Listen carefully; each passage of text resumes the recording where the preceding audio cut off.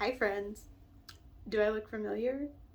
Because this is the third intro I filmed in this exact spot and this exact outfit.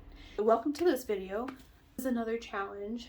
This one's going to be longer than the other one that I just filmed, so I just filmed the intro to clearing my TBR, or not my TBR, clearing my currently reading and waking up at 5 a.m. every day for a week challenge. This challenge is going to be about reading all of my special editions.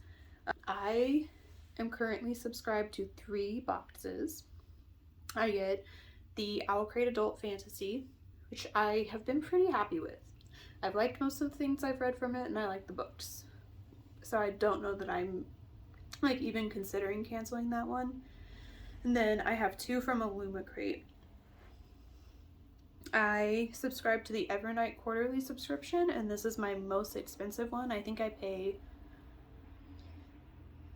a little over $50 every quarter, whereas the rest of my book boxes are like $35 or less. So $50 is a pretty hefty price tag compared to the rest of them. And then I also subscribe to the Illuma Crate Fantasy. And I think of all of them, the Illuma Crate Fantasy is probably the one I'm gonna cancel, but I have the least Evernight books. So we're gonna start with that one for this challenge. I'm gonna show you the books I have, and then this vlog will be me reading them and at the end deciding if I'm gonna keep it or not.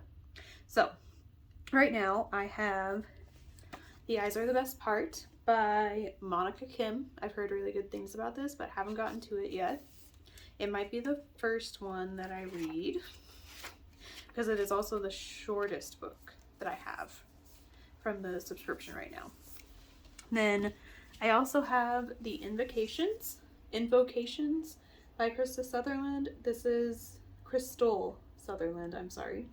This is the first one that I got from them, and I don't know why I didn't read it last winter. I was really excited for it, but I've heard decent things about it, so I have high hopes. Never read from Crystal Sutherland or Monica Kim, so we'll see how they work out. And then the third book that I have right now is An Academy for Liars by Alexis Henderson. My husband has read, I think, 2 books by Alexis Henderson, and he loved both of them. I know for sure he read House of Hunger, and I feel like there was a second one, but I can't remember what it was called. But I remember him really, really loving them. So I'm excited to try this one. If I end up not liking it, I'm probably gonna keep it and let him read it before I get rid of it and see if he loves it enough to warrant keeping it, because it is a pretty edition. I think they really outdo themselves with the Evernight editions. This month, January, there is a book coming. I haven't gotten mine yet. I don't think mine's even shipped, but I've already seen people posting that they got theirs, and I'm kind of sad that mine hasn't even shipped yet. So hopefully that'll ship soon. Once I get it, I'll show it to you too. But yeah, I think of these 3, I'm probably gonna start with this one. So I'll come back to you once I've started it and give you my initial thoughts. Hi again. I haven't started any of the books and it's a few days later, but my January Evernight box came in, so I wanted to show you before I forgot. This is the book. I think it is gorgeous. Like, look at those edges. I don't know much about the book. I think it's about a crime scene cleaner, and that's about all I know. I can read you the synopsis though. Cora Zhang is a crime scene cleaner, but the bloody messes don't bother her, not when she's already witnessed the most horrific thing possible, her sister being pushed in front of a train. But the killer was never caught, and Cora is still haunted by his last words, Bat Eater. These days, nobody can reach Cora, not her aunt who wants her to prepare for the Hungry Ghost Festival, not her weird colleagues, and especially not the slack-jawed shadow lurking around her doorframe. After all, it can't be real, can it? After a series of unexplained killings in Chinatown, Cora believes that someone might be targeting East Asian women, and something might be targeting Cora herself. Soon she will learn, you can't just ignore hungry ghosts. Yeah. That sounds wild. So far, I've read 2 Evernight books. I didn't show them. I probably should show them what I still have, but I ended up getting rid of one of them and keeping one of them. So the goal of this video is for me to read all 4 of these that I have now. And at the end of it, based on how many I end up keeping and how many I end up getting rid of, will determine whether or not I keep it. And I'm really scared that I'm not going to like the content of the books because, like, look at this special edition.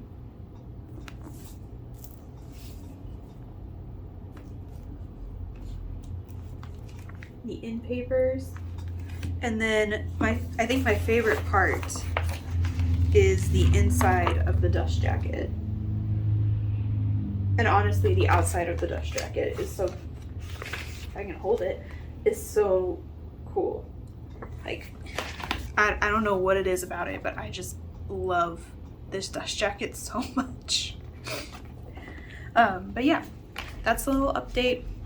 I will not get another one of these until April, I think.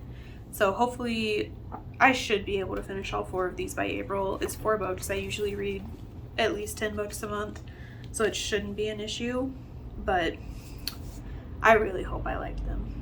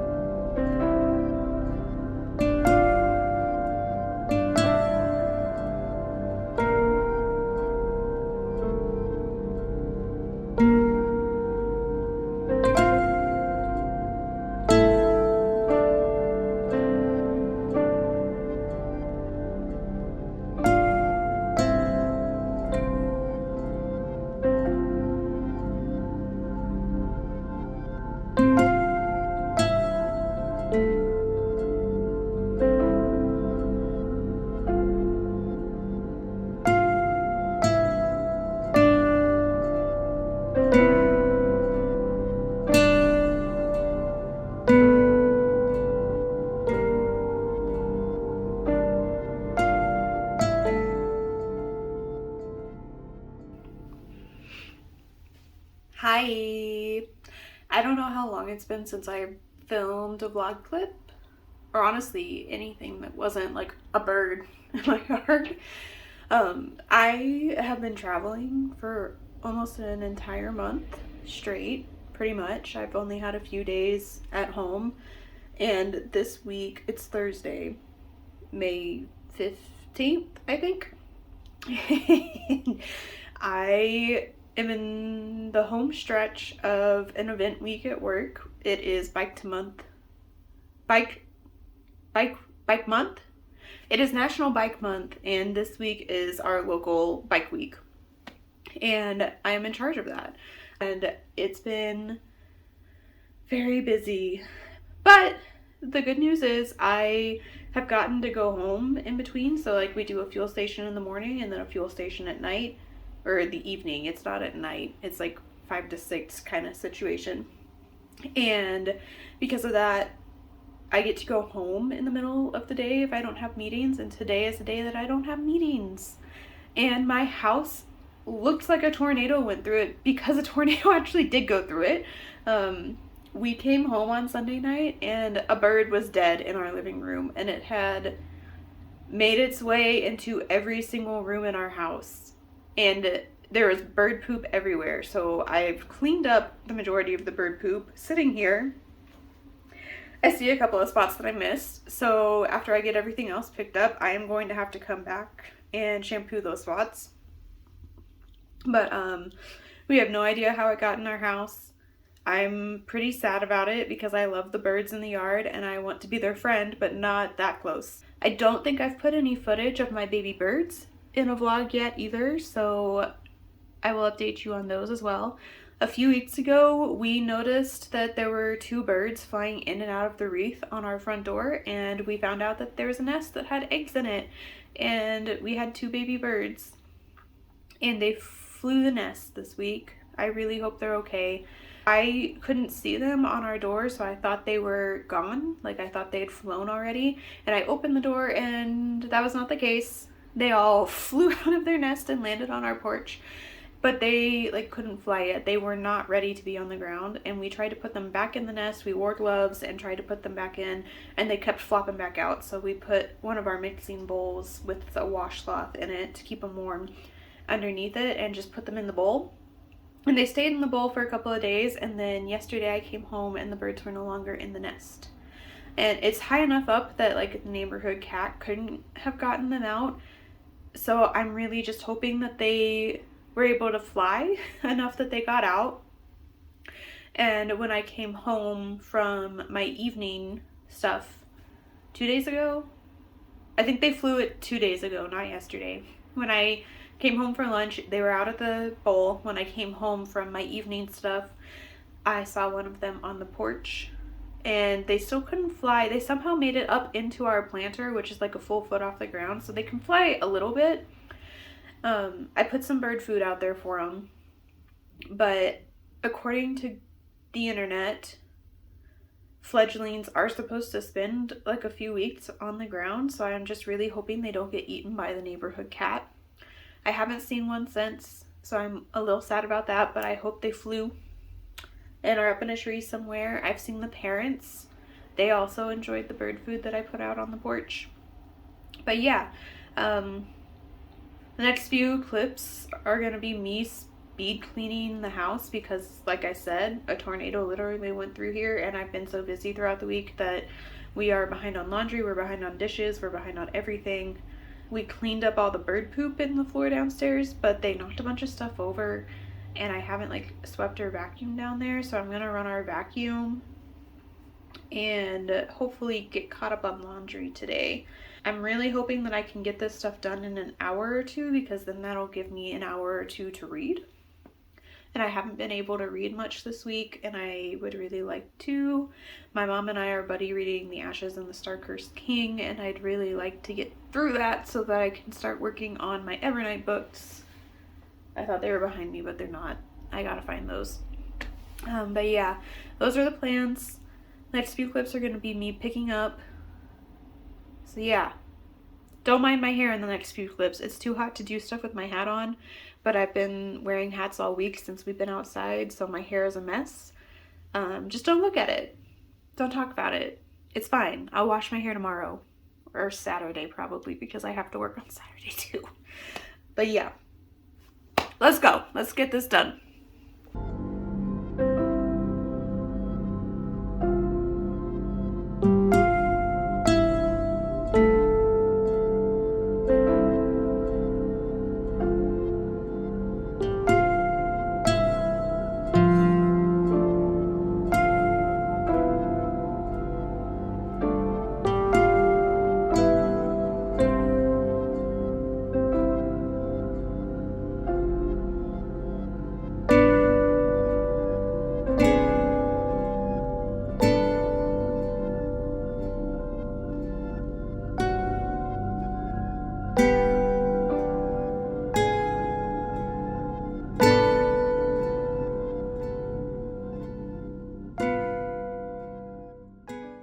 Alright, so the bird did the most damage down here. They knocked down, see that security camera in our window? They knocked that down, knocked a bunch of stuff on that side table over, pooped on the couch, so the couch cushion covers are downstairs drying. There was bird poop all over the floor. He was over there. You can see right here. He was over by our front closet, and he knocked a bunch of crap over. And then got all this fruit for the fuel station stuff. And then our kitchen. I think the kitchen's the worst room in the house right now, because I've just been not really doing much here. And it was already kind of a mess before we left too, so like there's a lot to get done in here. I'm gonna go throw a load of laundry in so I can put the gate up to downstairs. I'll show you that too. We have a basement, that's where our laundry room is, but our little robot vacuum doesn't understand what stairs are, so I have to pick up all the stuff in the floor and put the gate up. So I'm gonna go start laundry, put the gate up, and then we'll have the little robot run while I clean the kitchen. And then hopefully that'll make me feel accomplished enough that I can just chill the rest of the afternoon until it's time for me to head to the next stop.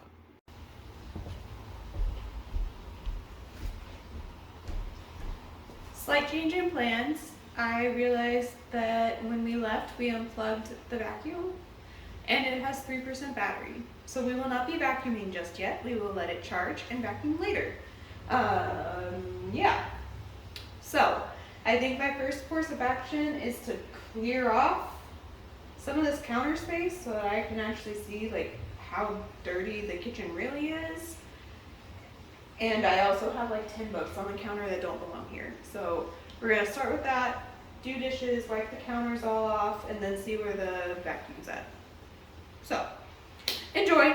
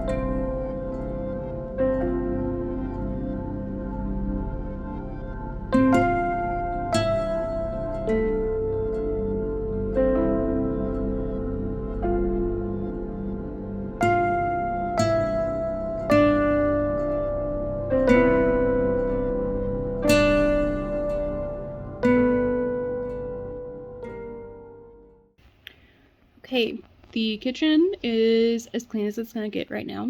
I cleared off the counter, cleared out the sink, cleaned up all the dirt that the bird knocked out of a plant, and cleaned the stove, which for some reason looked really nasty. I went to the grocery store by myself on Monday and I was a little unhinged. I got the Scrub Daddy paste, which I've wanted for a long time, but we never buy because like they're cheaper cleaning tools and we generally don't need more cleaning stuff when we're at a store that has it. So I bought that. Experienced my first scrub mommy. I'm gonna be honest, I don't really understand the difference between the Scrub Daddy and the Scrub Mommy. The sponge is weird. It like had do they come with soap on them already? Because when I wet the sponge, it had bubbles coming out of it, and I can't figure out what it was because it wasn't in the paste. Like, it had a plastic divider keeping it out of the paste. So that was a little confusing, a little concerning. But yeah, it's all clean. I have some leftovers that I warmed up. I'm going to eat them. And then I think my last cleaning task for the day is going to be folding this massive pile of laundry that we have and switching the laundry. I might mop later. I might save that for this weekend. I haven't decided yet, but my feet were starting to hurt. and I have a lot of standing ahead of me this afternoon. So, we're going to take a rest. I'm going to watch some YouTube videos, get the laundry folded. I started the vacuum, but it was only at 18%, so I don't think it did much, and it sounds like it just went back to its home. So I don't think it got much done at all. So I'll run that again later, probably. Just leave the gate up for the rest of the day. But yeah, doing pretty good. I think this weekend, I think I'm going to start my Evernight stuff. So this is technically the beginning of the Evernight vlog. I have Academy for Liars and this is suspicious. I actually have no idea where my Evernight books are.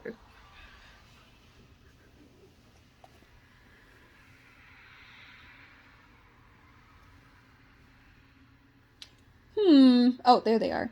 I have an Academy for Liars and I think the Invocations out from the library. So those will probably be the first two I read. I'll probably start an Academy for Liars first because that's the one I've had the longest. Yeah.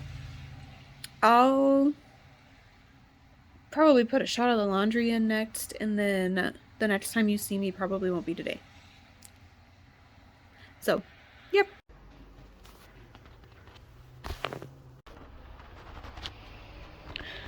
All that's left is for my husband to put away his stuff, and I folded half the sheet so he gets to fold the other half. So yeah, I'm gonna go switch laundry now. I have about an hour before I have to leave to go back to work. I don't think I'm gonna get much reading done, unfortunately. But all my chores are done, so maybe I can read quite a bit tonight. We'll see. Please. Oh my god. Hello and happy Saturday. I am at the end of my incredibly long work week. I think the last time I vlogged was on maybe Wednesday or Thursday, something like that. It was whatever day I cleaned my whole house in the middle of the day. I have not read much of The Ashes and the Star-Cursed King, unfortunately, for my mom, but I have started, I don't know if you can see that, An Academy for Liars by Alexis Henderson, which means this is actually officially the Evernight vlog. I have the audio for this book out from the library, and I started listening to it, I don't know, sometime this afternoon after I got done with the yard work and my actual job and took a shower. And I was playing Cozy Grove, so I started listening. I think I listened to like 30% of it or something. And we are doing sprints with Stephanie Bookish's Patreon right now. This is the first time I've been able to be here. Probably a month. I don't know. I've been traveling so much. But I am going to listen to this one. I have tomorrow, and I took Monday off. So I am going to finish this one this weekend. But right now I'm really enjoying it. And then once I'm done with it, I also have the audiobook for the Invocations by Crystal.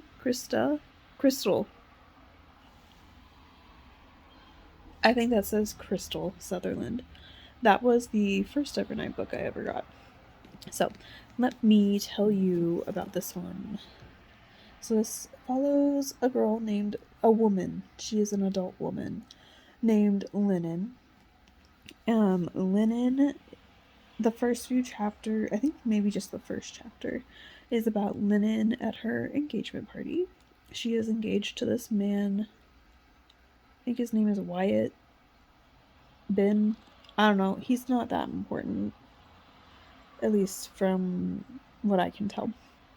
But they've been engaged. She dropped out of college and became like his housewife or whatever. And at the engagement party, he's gone for a long time. He and this other woman are gone for a long time. And she's like, ugh. She doesn't want to confirm that they're cheating, but she, in the back of her mind, kind of knows that they're cheating.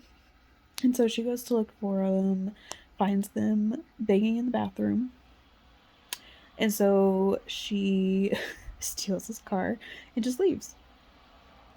And I don't remember exactly what happened. I think she stopped at like a train station or something and was near a payphone that began ringing.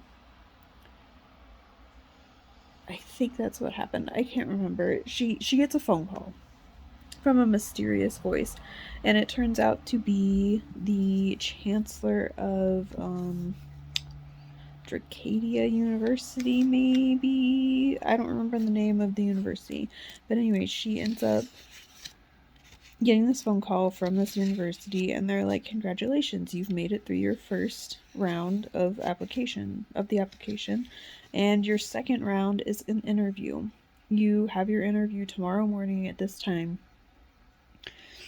in this location, and it's in Ogden, Utah, which is not that far from me. And that was interesting. I have other books from Alexis Henderson that I haven't read yet. They're much shorter than this one. So if this one's good, I'll probably bump those up on the list. Let's get back to the plot. She goes in, and her first test is like an interview. I'm gonna be quite honest. I was dealing with ghost bears when I was listening to this chapter, and I don't remember exactly what they asked, but this guy is asking her all of these questions about her life and like what her dad taught her about starlings. I think that was the word, starlings, when she was a kid and stuff like that. She ends up passing, moves on to the next test, and the next test involves her getting in an elevator and going to the 8th floor, but the building that she's in only has 2 floors. So that's like the second hint after the phone call that something is weird. Something's not quite normal. And she ends up going to this school, getting in, finishing the test, whatever, and finding out pretty quickly that I don't remember what they call her, but she is able to open gates to other versions of this university. And they have what is it called? A trial. Once she opens this elevator while she's on mushrooms, it is apparently not a, a good thing. I don't know. We're still learning about that. But she opens this elevator that takes her to a different version of the university she's at now. She gets found out. She doesn't know what's going on because like this is all new to her, and she doesn't understand what is wrong about what she did. But the professors make her go through a trial after they find out that she opened this elevator, and they want to expel her. But after they come to the decision to expel her, the chancellor calls them again and is like, you're going to train with this guy instead, and you're going to stay in school.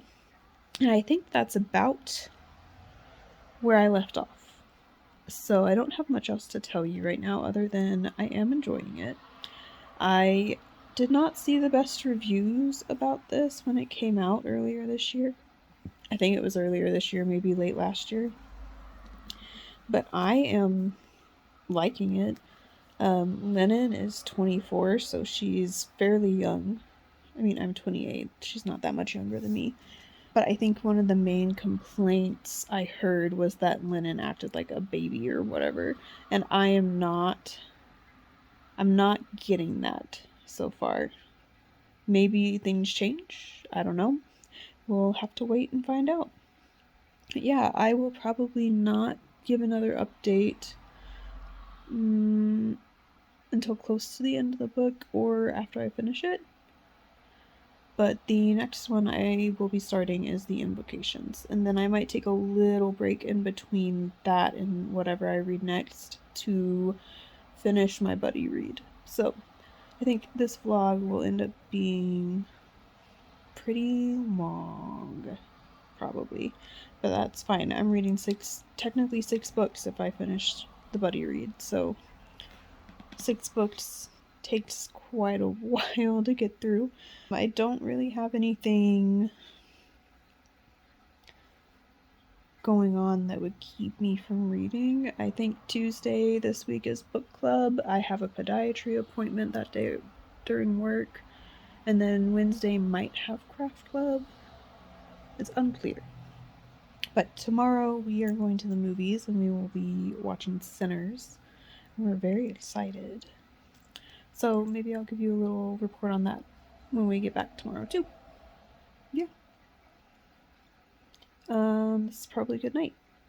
I don't think I'll check back in before I go to sleep. So good night.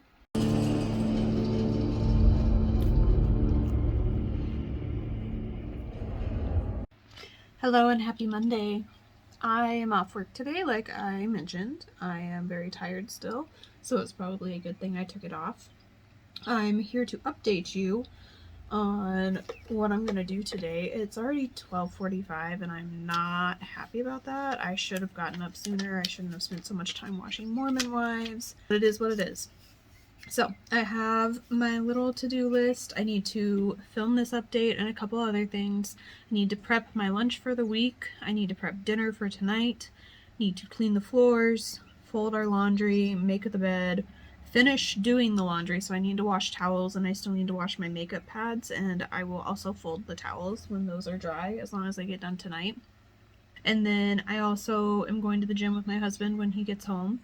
And then after I'm done doing the meal prep, I need to clean up the kitchen and then clean the floors. The RoboVac is currently running. I don't know if you can hear it. I can hear it. It's annoying. It's stuck on the chair like it always gets.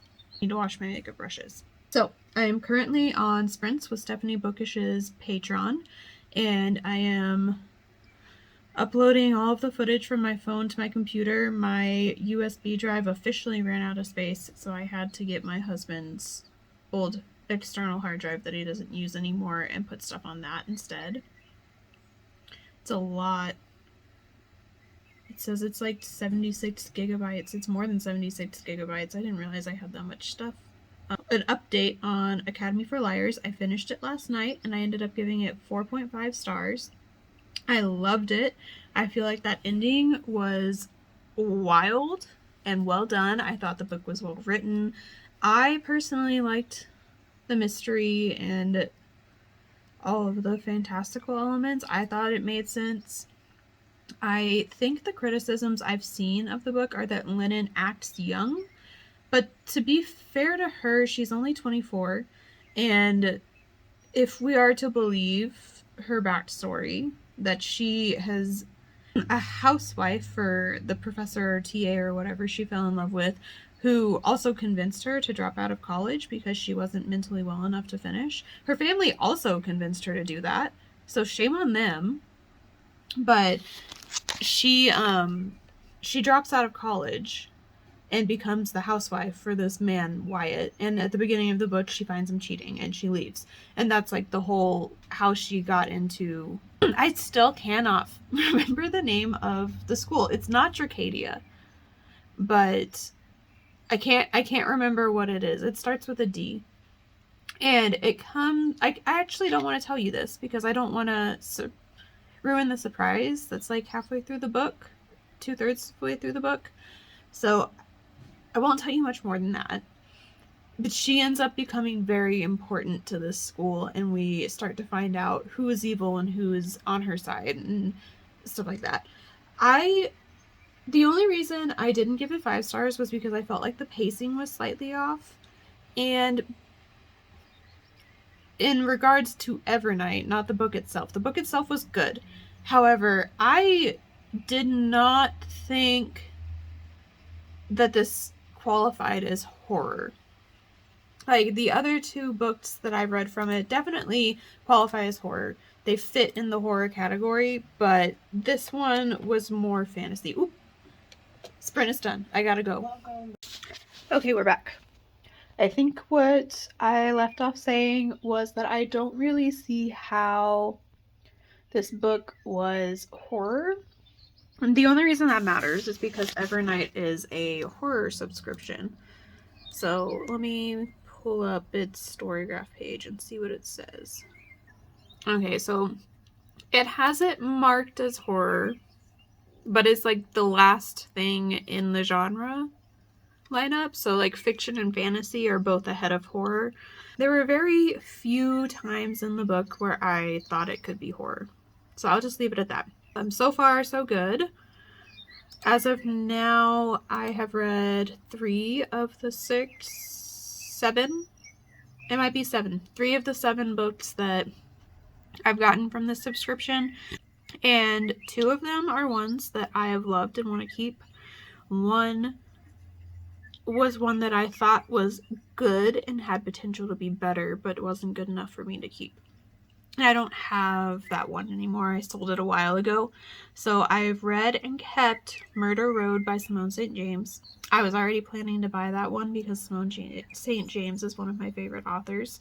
So it was really cool to get that copy. And I personally think that the design of that copy was impeccable. I think it reflected the book so well, and I really liked it. It has like 90s pop art on the cover, which the book is set in the 90s, so that makes sense. And then I don't want to tell you too much about the stuff on the cover because they're actually spoilers. But once I read the book and looked at all that stuff, it was incredible. It all reflected the book so well. And then the one that I read and got rid of was Last to Leave the Room. I liked the design of the book. It was really cool. However, the book itself was just lacking, unfortunately. I felt like it was too short. It didn't have enough development in the plot and the characters.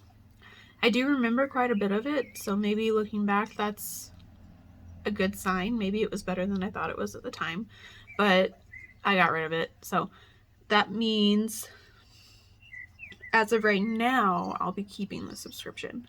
I'm listening to the invocations right now. I'm like almost 10% in so far.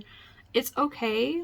It reads really young, which I mean, the main characters are like younger new adults, so that might be part of the issue. I don't really know much about it. It has like witches. The first chapter starts out really strong. This girl is walking home from a party or something, and a shadow is following her, and she starts talking about how she can just get home, she'll be safe, it can't follow her there. And then he does follow her there and she dies, I think. I'm not positive. The rest of the book will tell me, I hope. But yeah, I have to go film a couple other things, so I'll see you all later. Hi, it's Friday evening after work. I need to find a different way to start these clips other than just saying hi aggressively. I have 2 updates to give you. The first one is that I finished the invocations a couple of nights ago. I have not had time to come back and talk about it, so I'm going to talk about it now. I don't remember exactly what I told you all. I don't think I knew much. I think I was only like 15% in or something like that. But this is about a serial killer, and witches. This book follows 3 girls. I think they're all like 17-ish. They're like old teenagers. That's a bad way to describe it. They're like on the cusp of being new adults. They are young adult technically, but they're like almost an adult. I don't know. We have Jude, who is a witch, and she has tethered herself to 3 demons, one of which went badly. She tried to do it herself and she didn't know what she was doing, and because of that she has they're called invocations. She got a bad invocation, so she has like a rotten part of her leg and her life is never fun. She never has a good time. She's always in pain, and this demon that she is tethered to, that's what the invocation does. You tether yourself to a demon and give them a part of your soul in order to have a power. And when you give them a part of your soul, you're essentially giving up a part of your life, like years of your life. And Jude has done this 3 times, and her main goal is to find a curse writer who can help her. She has been searching for a curse writer for years, and she hasn't been able to find one. And she ends up meeting our other main character, Zara, when they are both invited to a crime scene by this detective that they both work with. They both like pay off in order to see crime scenes, and Zara is looking for her sister's murderer, essentially. So her sister was murdered a little less than a year before this book takes place, and we come to find out, probably like halfway through the book or something, that her sister also had an invocation, and that becomes important later on. In order to get an invocation, you need to find a curse writer. And so both of these characters, Zara and Jude, get invited to a crime scene, meet each other, and Jude finds like a calling card for the curse writer, and this curse writer's name is Emer Bird. And she uses it to find Emer and essentially ask her to help her, and Emer says, no, I can't do that. But they find out that the serial killer is killing Emer's clients. So everybody that has Emer's invocations are being targeted. And it comes to light that Zara's sister had an invocation from Emer. And yeah, I don't want to tell you much more than that, just because like this is a mystery. I ended up giving it 4 stars. I really liked it. However, it just felt like something was missing, and honestly, I'm kind of surprised that I was able to tell you this much about the book without having to look it up and read from a synopsis online. I do think that this was not something that I would have expected to find in the horror subscription box. There were creepy parts. Obviously, there's a serial killer on the loose, and that's kind of scary. But it wasn't, I don't know how to describe it. I didn't feel like it was horror. It might be like YA horror. I didn't check if this was YA or not, and I can't look right now because I only have my phone, not my computer, so I can't look at Storygraph, but it just wasn't very scary. And I had the same issue with An Academy for Liars. I liked both of these books. I think I liked Academy for Liars more. I enjoyed the story more than this one. But they both just weren't quite scary enough for me to classify them as horror. Actually, I do remember I looked at Storygraph for both of them, and they both have horror as one of the genres, but it's like the last one. So it is definitely not the primary focus. So this one got 4 stars, and Academy for Liars got 4.5. I think I gave Murder Road 5, which I know is controversial. Other book that I've read, The Last to Leave the Room, I think I gave 3 or 3.5. It just wasn't enough. I wanted more for that one. But I have another update for you. I started listening to Bat Eater at work today. I think I'm on chapter 10 or 11. I think I'm on chapter 12. I'm almost to chapter 13. And I, in all honesty, might finish this tonight because I'm almost halfway. This book is quite short. It is very heavy. So I'll give you a little synopsis. This book, Bat Eater, it has a longer title, but my copy only says Bat Eater for some reason. I think the whole title is something like Bat Eater and Other Names for Corazang. I just realized that this is the same author as The Keeper of Night. I don't remember anything about The Keeper of Night, but I do remember having a good time. And I think I would have remembered more if I'd read it physically, but I didn't know that. Anyways, this book follows Cora Zhang. The book opens with chapter 1. She's talking to her sister. They're at the train station waiting to go home. It is April of 2020. So this is set during COVID. And normally I probably wouldn't read a book that's set during COVID, but this isn't looking at COVID itself. It's looking at, like, as a disease. It's not talking about the disease very much. It's talking about how Asian American people were treated at the beginning of the pandemic, when it came to light that the virus probably came from a bat in China. Her sister is murdered in front of her at the train station. Somebody shoves her in front of the train and her head explodes. That's a very bold opening. And I, in the first half, have seen her realize that I should also say she's a crime scene cleaner in Manhattan. I'm not positive it's Manhattan, but I know for sure it's New York. And she is working with 2 other Asian American people, and they are cleaning up crime scenes. And I think it starts out after the first chapter. It's a few months after. I think it's like August of 2020. So like 4 months after her sister was murdered. And they are cleaning crime scenes, and she's noticing that most of the crime scenes they're cleaning up are from Asian women. And they realize that at all of these crime scenes, they're finding mutilated bats. So they begin to think that this might be like a pattern, and it's not just random killings by racist people.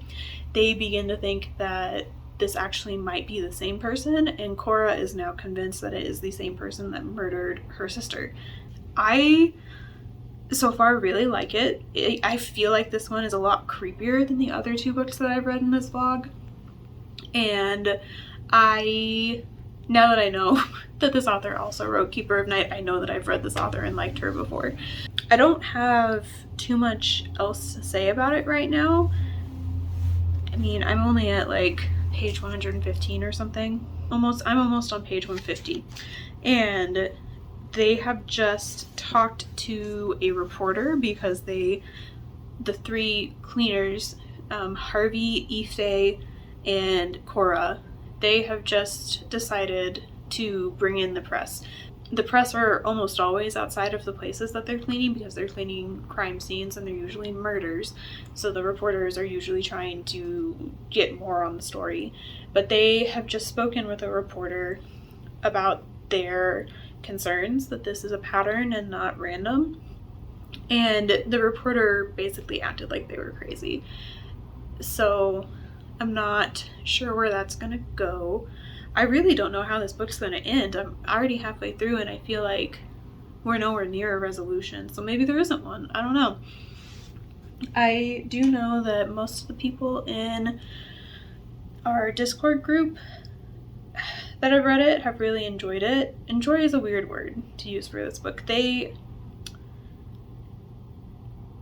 don't think that enjoy is the right word for this, because this is very heavy. And I should also mention that our main character, Cora, has OCD, particularly with like health things, and because she's cleaning a crime scene every day, she comes home, washes her clothes in bleach, she takes a very hot scalding shower, has a very particular routine of what she does when she comes home to keep her house clean and to keep the crime scenes out. So if reading about OCD is a trigger for you, I would maybe go into this cautiously. And if it's too triggering for you, just don't read it. That's okay. It's okay if you can't handle that right now. So far, I have been okay with the COVID mentions. My dad died from COVID, and then my dog also died about a year after my dad. And he had respiratory issues as well. It wasn't COVID. I don't think COVID travels to dogs. But because of those things, I have quite a bit of trauma regarding COVID. And there have been a few books, COVID and respiratory issues in general, I should say. Because of that, I have had some issues reading books that have vivid descriptions of that. Monstrilio is one of those books. I did finish it, but while I was listening to it, I cried quite a bit while they were describing the kids' respiratory problems. So I think if you have that kind of trigger, you're probably okay in this one. I did ask in Discord if it gets more in depth, and my friends told me that they really, the only mention of like COVID, the disease, is just a very brief discussion of a lingering cough after the main character has COVID. So I think I'm really gonna like this. So far, it's a 5-star for me. I still have half of the book to read. I think I neglected to mention that Cora is seeing ghosts while she's doing, like, living her life. And I think if I am interpreting this correctly, I think that this is a part of, like, their culture. I think they're Chinese. Their Chinese culture. I think they call them hungry ghosts. Okay, so her aunt wants her to prepare for the Hungry Ghost Festival. So while they're looking for this serial killer, Cora also thinks that something is targeting her specifically, and there's been talk in the book about how the way that her sister died was really traumatic, both for Cora and for her sister Delilah. And because of the way that she died and the fact that they didn't have a head to put in the casket with her, makes her aunt think that Delilah's ghost is still hanging around because she was not properly laid to rest. I hope we get an answer about the ghosties, but I don't know.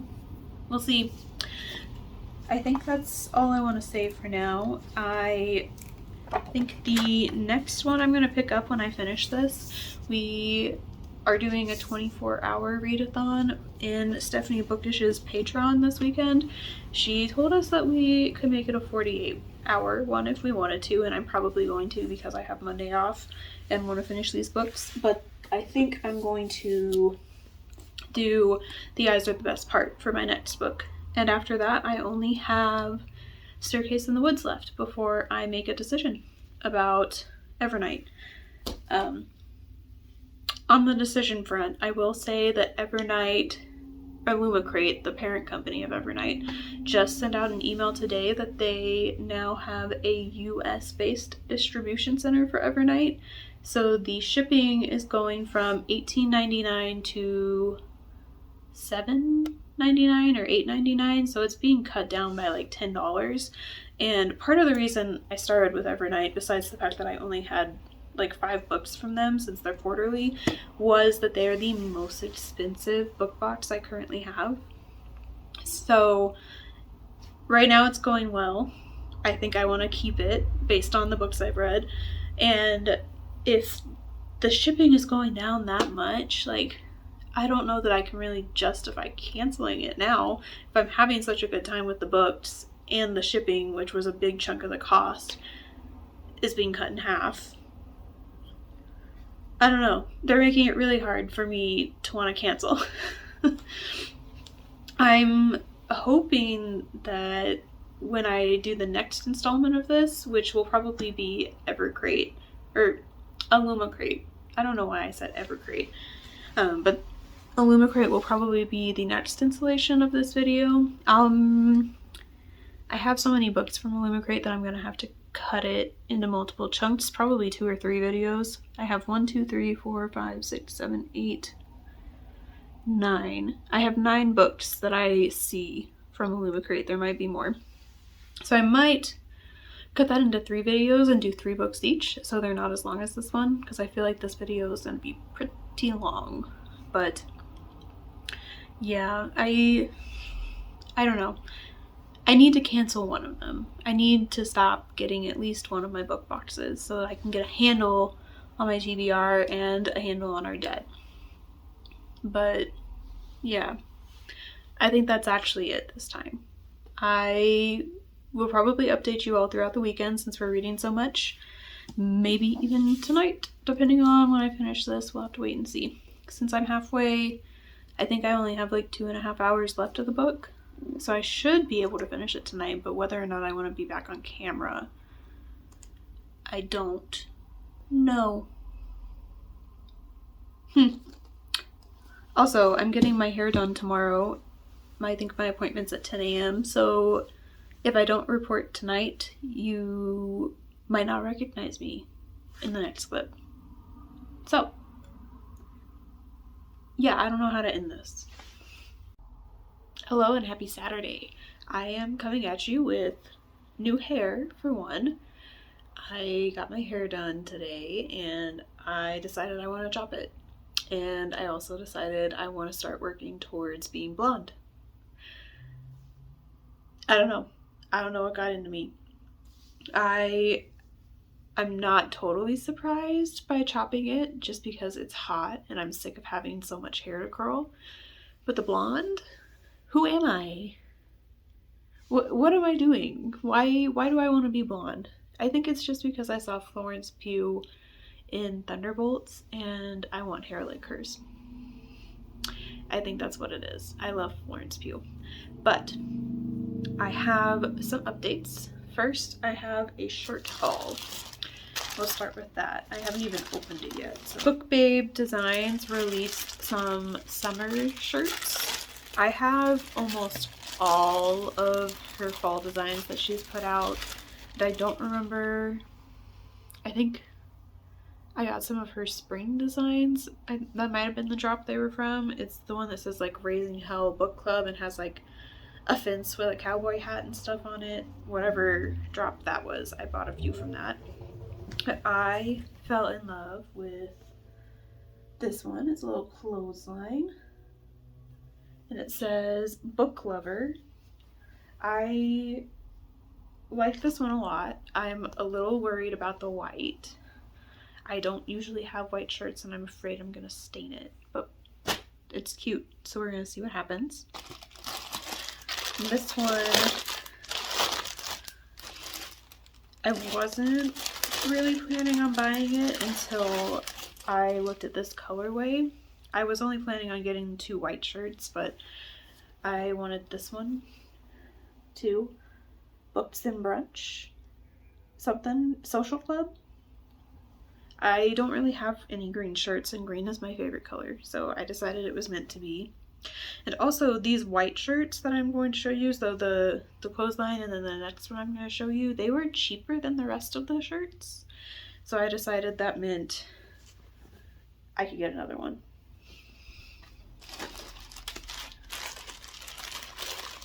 And then the last design that I got was, if I can get it out, the bike. I thought the bike was so cute. It says, headed to the bookstore. Incredible. I thought that these were really cute and I am kind of concerned that they are just too plain, but I think they're going to be really good to wear to work. I wear most of my other Book Babe designs to work. It's pretty casual, so I just need to put like a cardigan or something over it to make it a little more dressy. Yeah, I'm excited for those. She has talked a little bit about her fall designs and how she's going to be bringing a lot of old ones back, but some new ones as well. And I am concerned. I am concerned for my wallet come fall. Hopefully I'll have made some money from books at that point.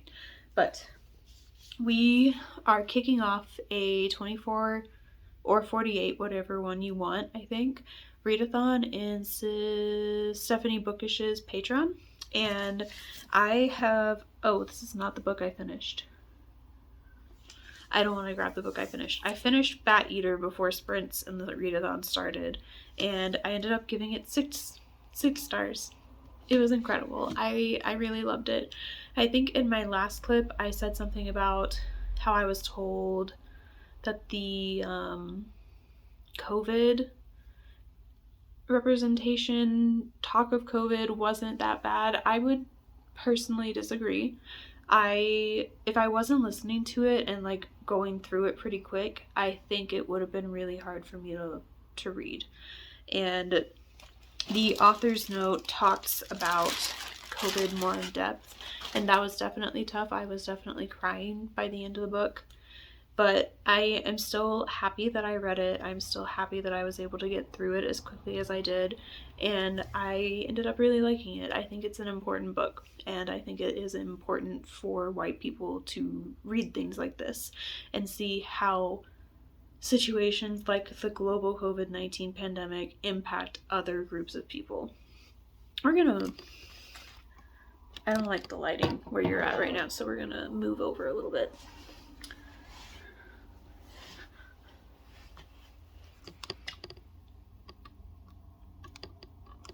Yeah, so the plot of the story didn't develop much more. I mean, it developed, obviously, but like what I told you in the last clip about the book and what it was about didn't really change. It was pretty much all about a serial killer, maybe more than one serial killer, who is murdering Asian American people. And I don't want to say too much more than that, just because there were some big reveals in the last half of the book that I don't want to. Is ruin the right word? I don't want to ruin the reveals in the last half of the book. Weird stuff starts happening. Ghosts actually do show up. It's not just like superstition. There are actual hungry ghosts coming after this woman. And they are hungry because they are all these souls of Asian American people who have been murdered and have not been properly laid to rest. So I really liked it. It does get pretty dark in the last half. It was already pretty dark. It gets even darker in the last half. So if this is a book that you are interested in, I would recommend looking at trigger warnings 100%. Like, definitely look at them before you start reading it. Definitely look at the trigger warnings before you start reading it. Other than that, I don't have much else to say. The storyline didn't stray much from the basic plot I already told you. And then the next Evernight book that I'm going to be reading is The Eyes Are the Best Part. I'm going to see if I can get the audio on Spotify or not, because Hoopla doesn't have it, and then Libby has it, but the waits are several months, and I don't think I'll get it by the time I want to be done with this vlog. So I might have to raw dog this one. I don't think that'll be too bad. It's only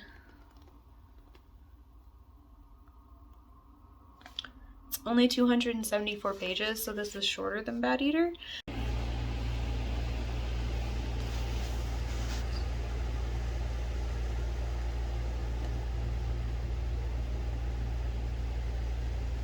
Is there any seed on the ground?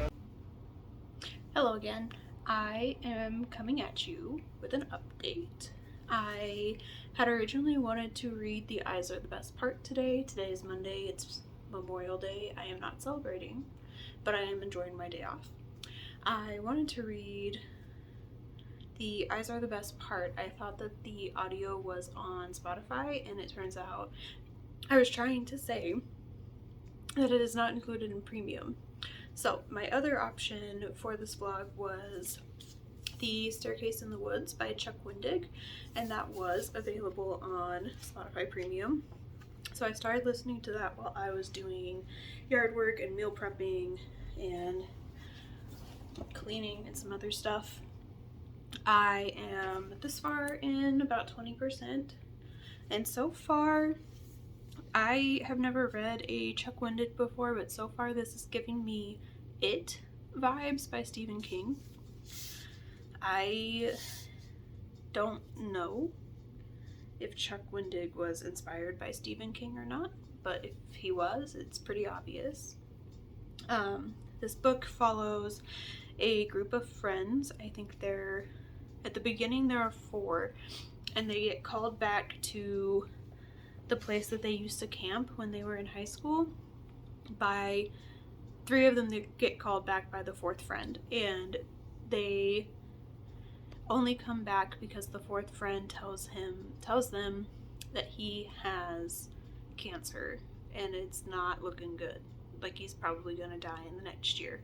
So he sends them all an email and is like, "You're coming home for my funeral, before he dies." And they get there and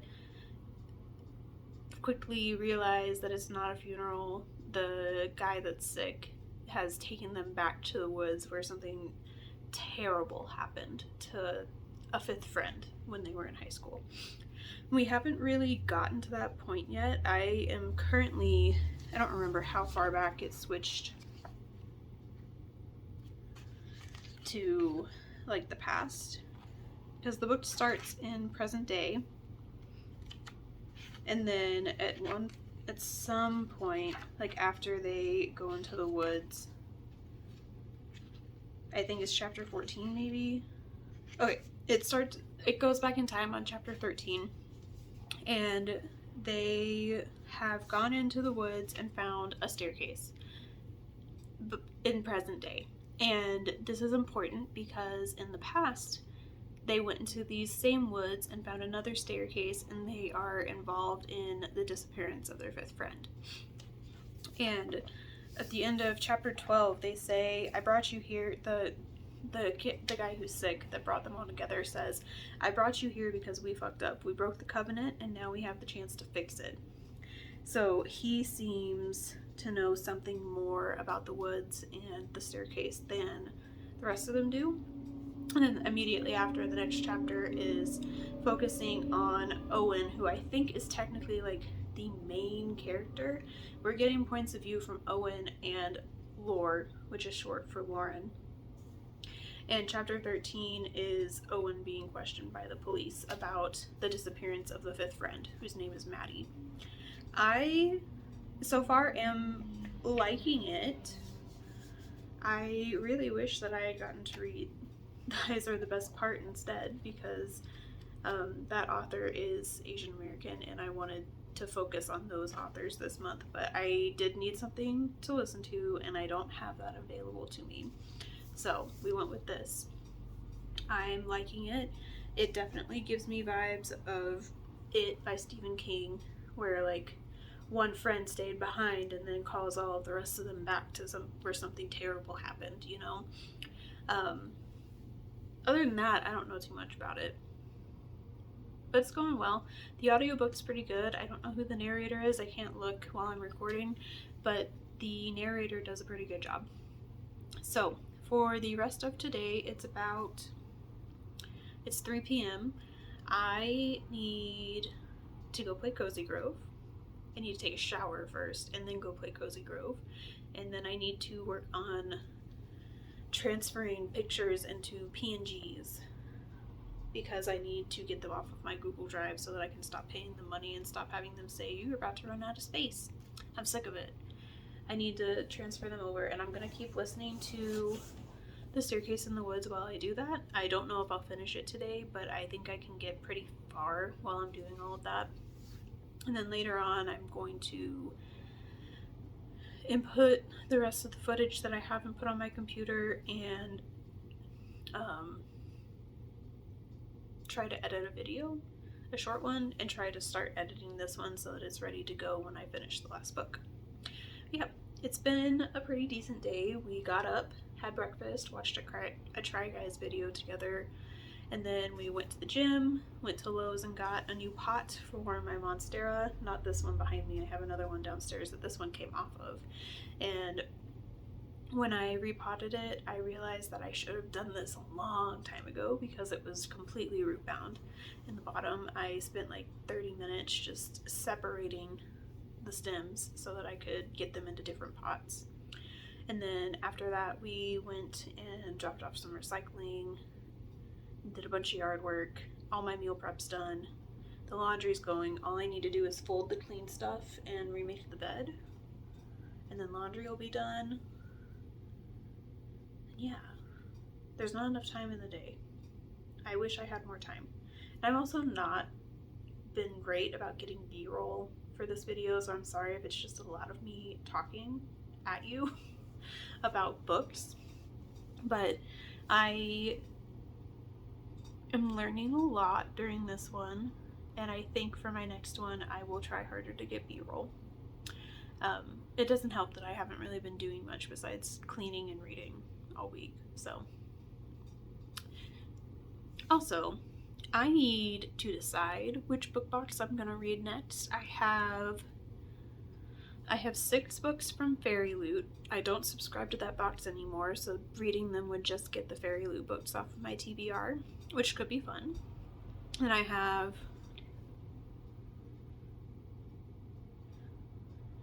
10 or 11 from Owl Crate and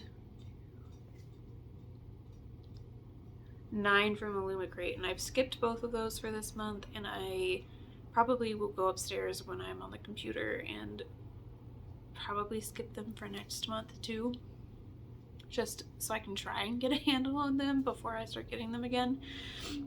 But if you have opinions on which one I should read next, I guess I should probably show you the books I have for each of them before you all can decide. But I would like your opinions on what you think I should do next and how you think I should pick them. For Owl Crate and Fairy Loot, I have some in the stack that I specifically bought. Like, I knew what they were when I bought them. They were not part of the book box, and I think that I should read those separately, probably. Like, give them a vlog on their own. But the rest of them were just in boxes, and I didn't really... I just knew the title when I got them. So, yeah. I'll flip this around and show you what I've got, and then if you have opinions, feel free to leave them in the comments, because I will take any way... What am I trying to say? I'm trying to say I have decision fatigue, and I would really love if somebody else would just pick for me. Okay, so here is the Owl Crate. I think that one and then these 2 Lee Bardugo ones were ones that I specifically ordered because I wanted them. And then this BK Borison one is technically Owl Crate. It's like the Owl Crate romance box. My mom has subscribed to it, but I have not. And she ended up with 2 copies of this book and gave me one. So I don't know if I'll include that in the videos or not. This is Illumicrate, and these are just regular books underneath it. But this one doesn't fit on the rest of the Illumicrate stack. And I don't think a single one of these are books that I specifically chose. And then moving over, we have Fairy Loot right here. These top 2 were ones that I specifically bought. I'm probably going to get rid of Foulheart Huntsman because I got rid of the first one in that series after reading it and decided I didn't actually like it that much. Shame on me. But I did. This is the second in the Immortal Longings series, and I really loved that. So I'm excited to read that one. And then these 4 are just ones that came in the box. And then while we're over here, this is what's left of my 25 and 25 stack. I think there are a couple in other stacks around. Oh, I have a special edition in a stack over there too. So add Watermoon to the Owl Crate stack. But this is the rest of my 25 and 25, and I think I want to focus on getting that done in July, just finish all of them, so that I have this massive stack behind it open. I have 5, what are they called? Aardvark books on there. It's these top 2, and then the Reformatory down to Alter Ego are from Aardvark, and then the rest are from Book of the Month. Some of the Book of the Month ones I think I bought at a thrift store, so they're not all ones that I picked, but that will be another vlog project for the year. And then that's just stuff I've bought or pulled out for TBRs. So, yeah. Let me know what you think. Good morning, y'all. It is Tuesday morning, and I really don't want to go to work, but I have to. So, here we are. I don't think my whole head's in the frame. Okay, I am about to be late for work, so we're gonna make this update really, really quick, but I am like 70% in the Staircase in the Woods. I did not think that I was going to make it that far yesterday, but I ended up not having enough time to edit anything, so I just listened while I was doing whatever I was doing on my computer. And I have learned some things. So, we learned probably within the first 100 pages that Maddie, the friend that has gone missing, went up the staircase in the woods that they found. So they were camping in high school and they found a staircase in the woods. Imagine that. Wow, what a surprise based on the title. But they go back. Nick, I won't tell you whether or not he lied, but he convinced his friends to come and look for Maddie. And we learn about how things went down after Maddie disappeared, because of course his disappearance gets reported and he ends up never coming back. And so the friends are the prime suspects because they were the last people to see him. And they are getting questioned by the police. And I won't tell you who or what they do, but somebody ends up just deciding they're going to take the fall for the entire group because their family has the resources to do that. And the rest of them do not. The rest of them have a very bright future ahead of them. And this person ends up being really resentful. They want the whole group to go back and look for Maddie because they think that everyone just gave up on them. And that whole storyline brings us to the present day where we are now, and them coming back together and going back out to the woods and finding another staircase. So they, as adults, end up going up this staircase, all four of them, and we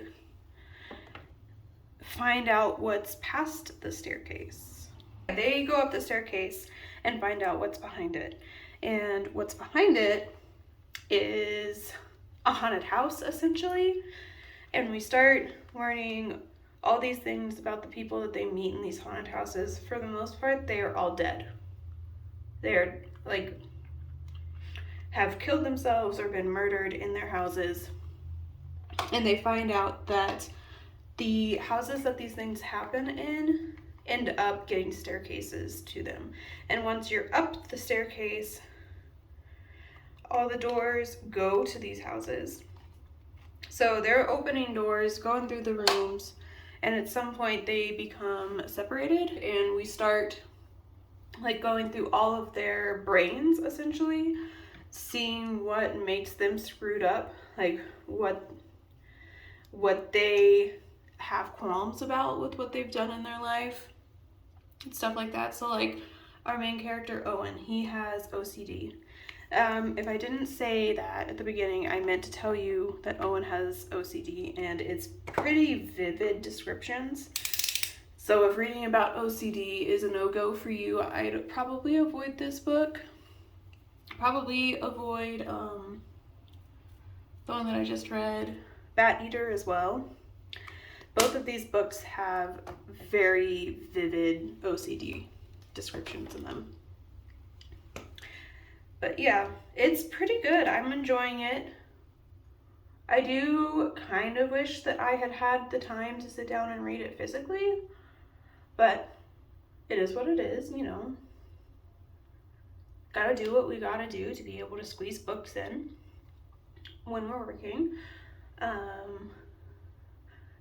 Like I said at the beginning of this clip, I'm at 70% into the book, so I'm not sure how much longer I'm going to be reading this one. But I might have time to listen today at work. If I don't, I'll finish it probably tomorrow afternoon, I think.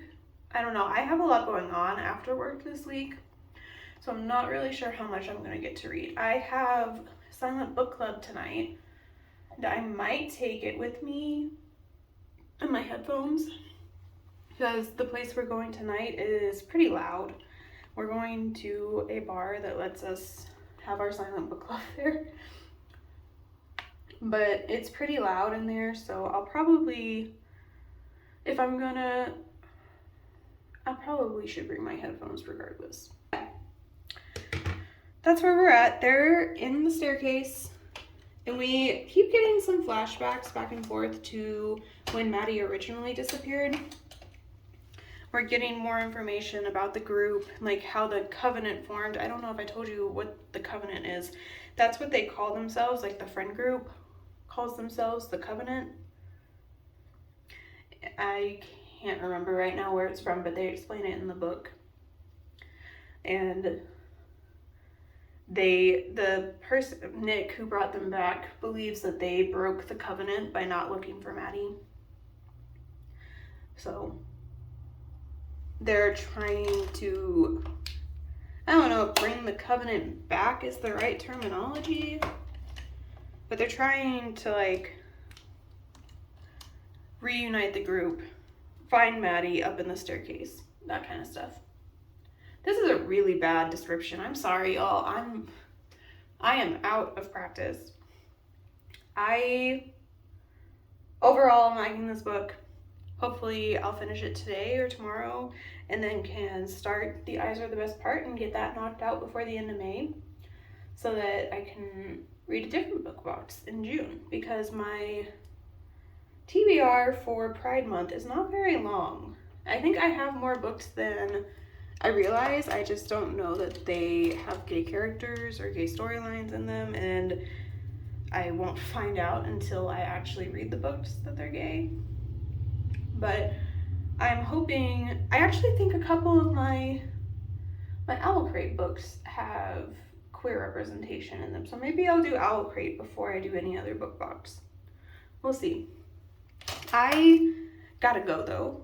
I'll probably see you tomorrow because I won't get home until really late tonight. So bye. Good morning. It is Wednesday. I think it's Wednesday. And I need to talk to you about Staircase in the Woods.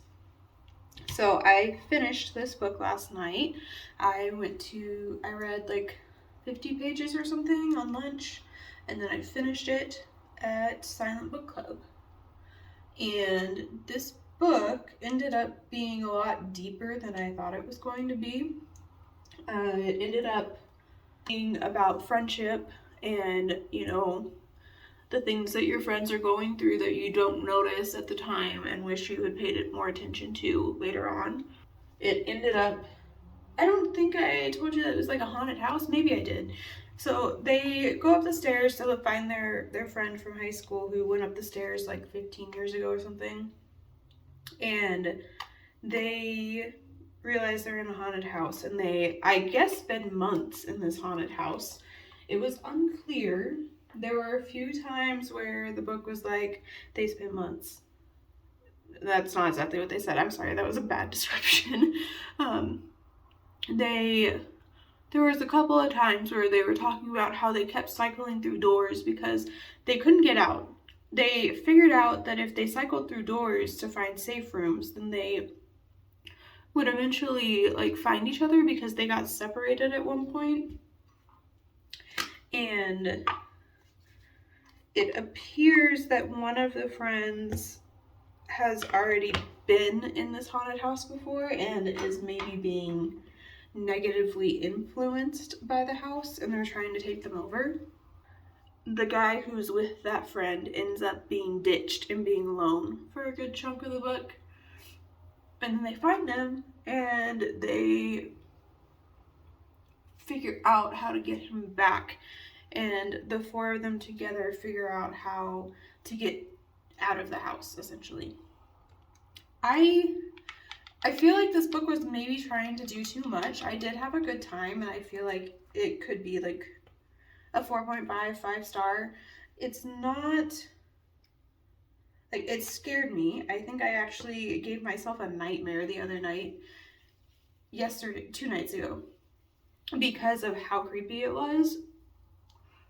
I ended up having a nightmare about the Annabeth doll from the Conjuring series. I hate dolls.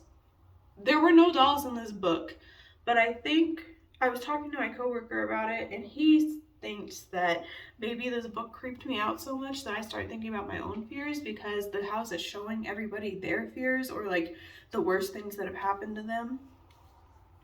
So like one of them was sexually abused by their dad. We get a scene of the younger version of that person being abused. We get a scene of Owen's dad being awful to him, which is a big part of the book. And we get a scene, Hamish, I think Hamish had accidentally killed himself. He was like clinically dead, but not, he was brought back, obviously, he's alive now. But there's the scene where he accidentally kills himself, and then Lore has a scene where we see what her mom has become now.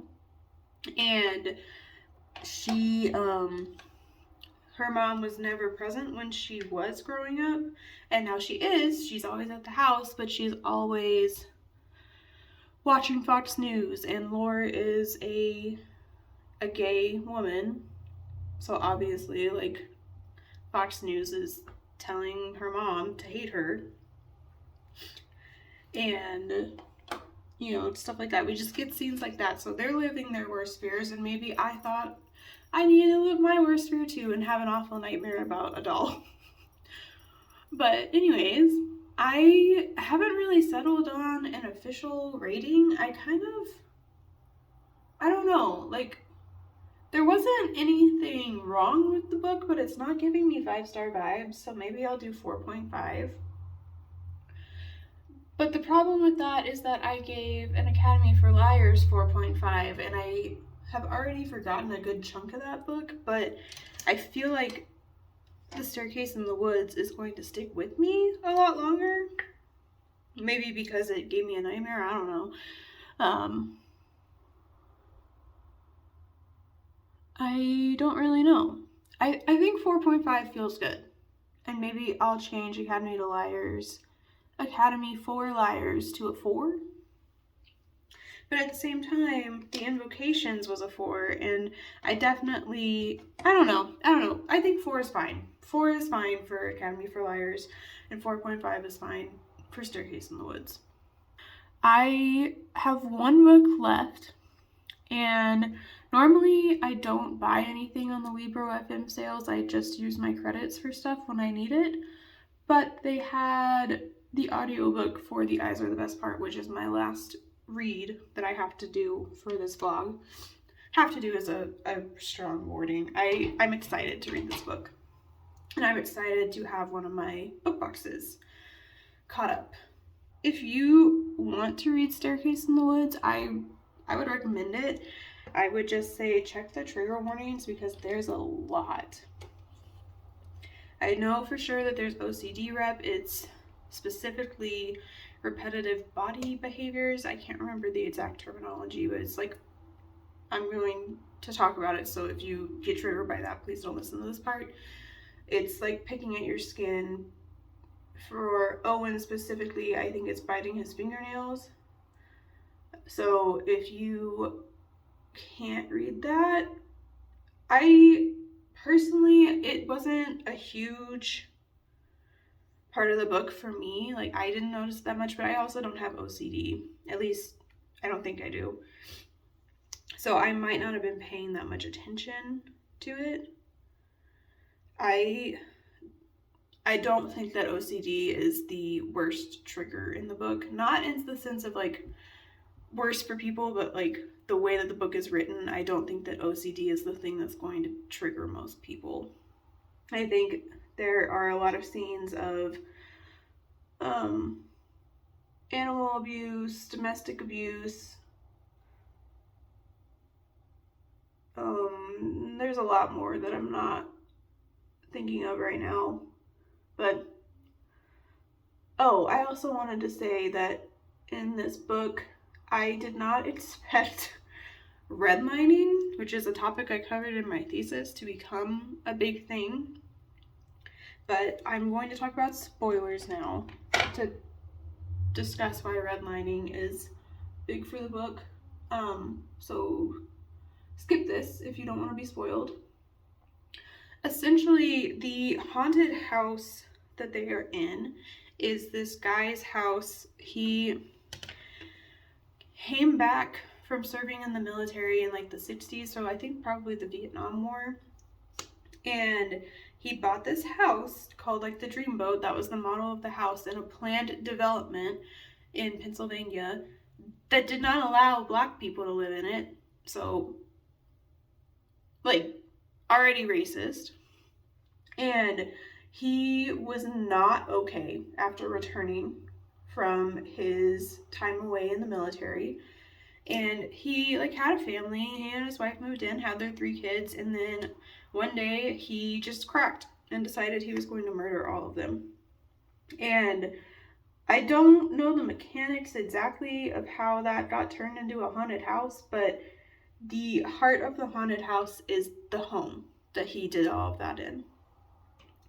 And they find that, and he starts talking. The guy is there, and his family that he murdered, besides the daughter who got away, is there, and they are like trying to keep them there, trying to break them. And it comes to light that Maddie made it that far. Maddie is the guy who disappeared into the staircase. He made it that far, and he didn't break until he got there, and the guy convinced him that all of his friends had abandoned him. And the same thing happened to Nick. He'd been to the house before, and the guy convinced him that they all abandoned him and sent him back out into the world to bring more people in. So, I thought that that was a pretty cool thing, a pretty like full circle moment in the book, and I really enjoyed that part of it. I did not enjoy the redlining. I read a lot about that for my thesis, and I hate that it happened, and I wish it would stop happening, and I'm doing my best to make sure that that doesn't happen and to like spread awareness of what white people did a long time ago and are still doing today. But I did not expect that to come up in a fiction book that I was reading. But yeah, I think I'm just rambling at this point. I need to get dressed so I can leave to go to work, but I will update you all when I start The Eyes Are the Best Part. I don't know if that'll be today or not. I want to finish it before May is up, especially since it's an Asian author, but we will have to see what I can accomplish because I have late meetings and appointments today and tomorrow, and I had one yesterday too. I had book club though, so I was able to finish a book. Yeah, I'm gonna go now. Maybe I'll get a little B-roll today, who knows. But yeah, also I'm really enjoying my hair. I like it being short a lot more than I thought I would. Yeah, I'm gonna go for real now. Bye. Hello and happy Saturday. We have made it to the final book in this vlog. This is the last Evernight book that I have, and I don't really know what my phone's doing. It's saying ready? What does ready mean? Oh, I don't like that.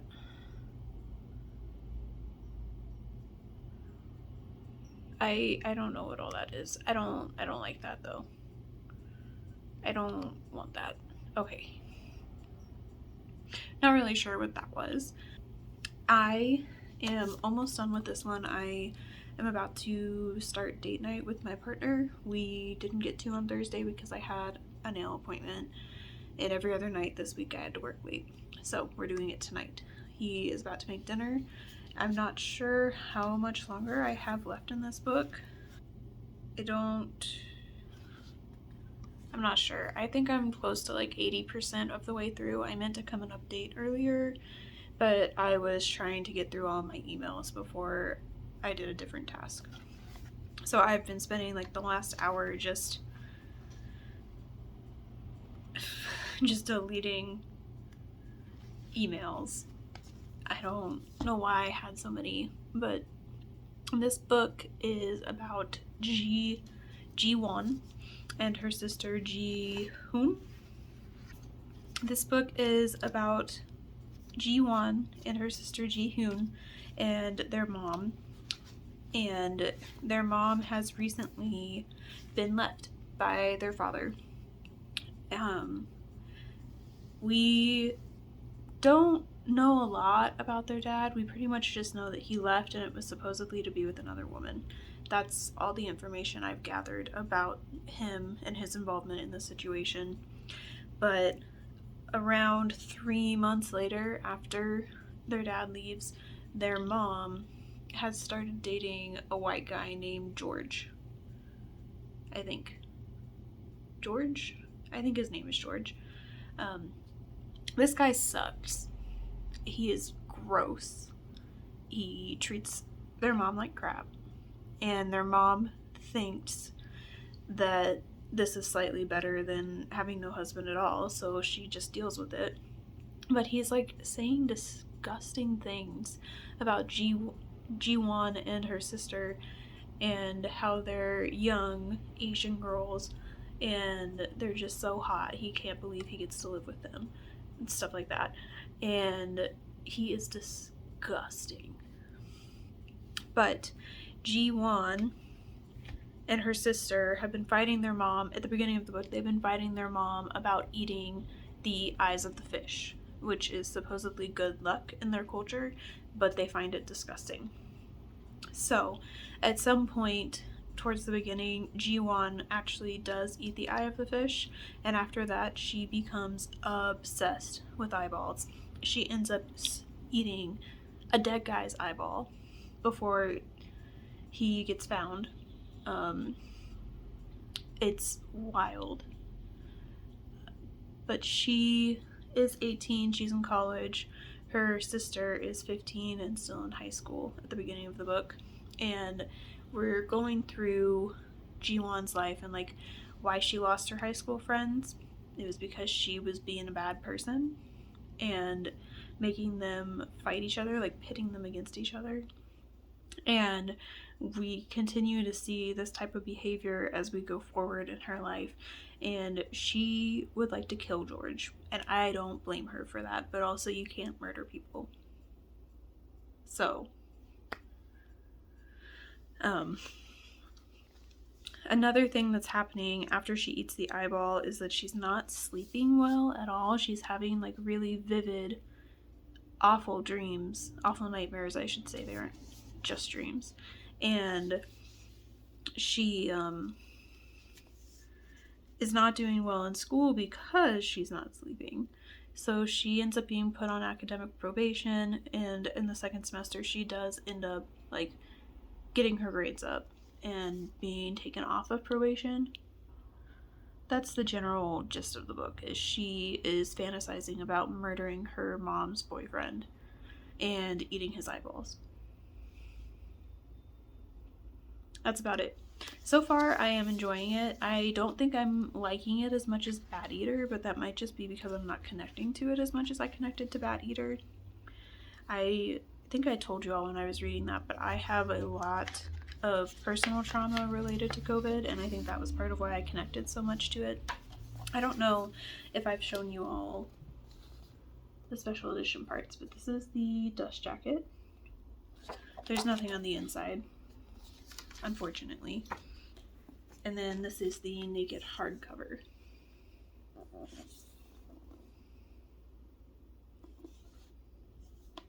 The spine doesn't have any words on it.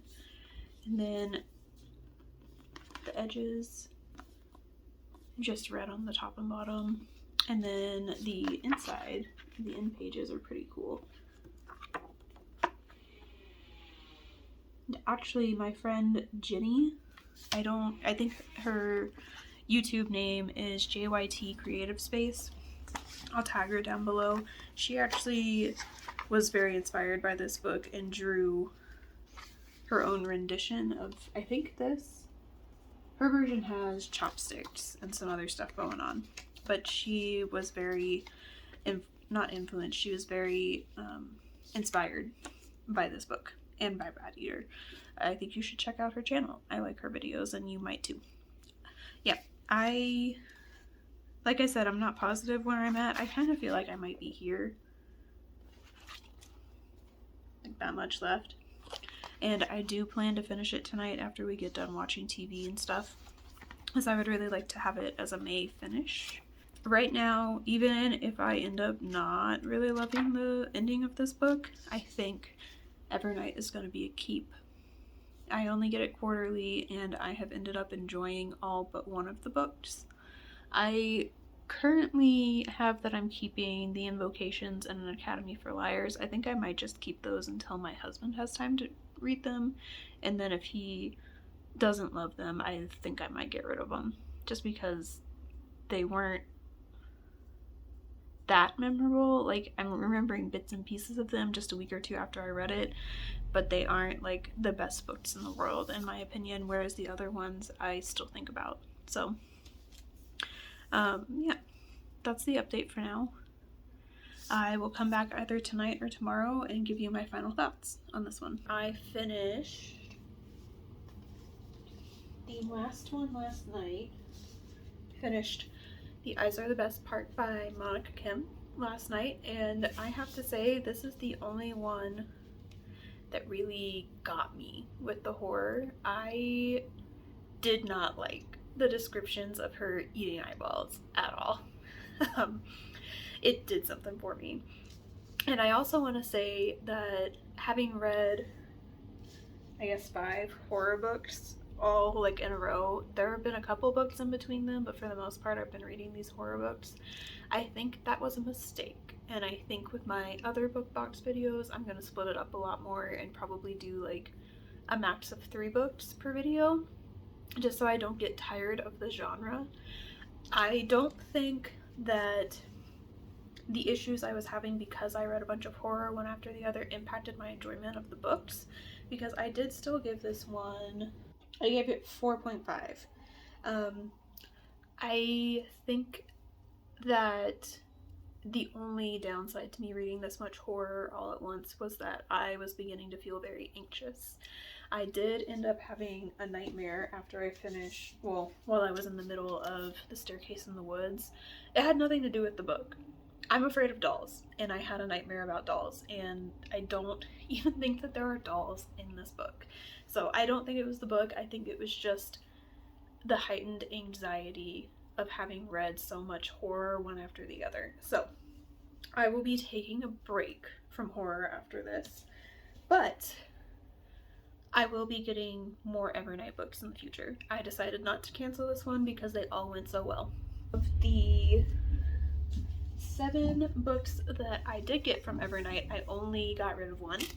These 6 are the ones that I read and kept. I will say that these bottom 2, The Invocations and Academy for Liars, are kind of on the chopping block, not because I didn't enjoy them, just because I don't foresee myself rereading them. I don't think they're parts of series either, so I don't see a particularly good reason to keep them. And because of that, I might just let my partner read them because I think he'll enjoy them and then pass them along. But the other 4, I'll probably end up keeping.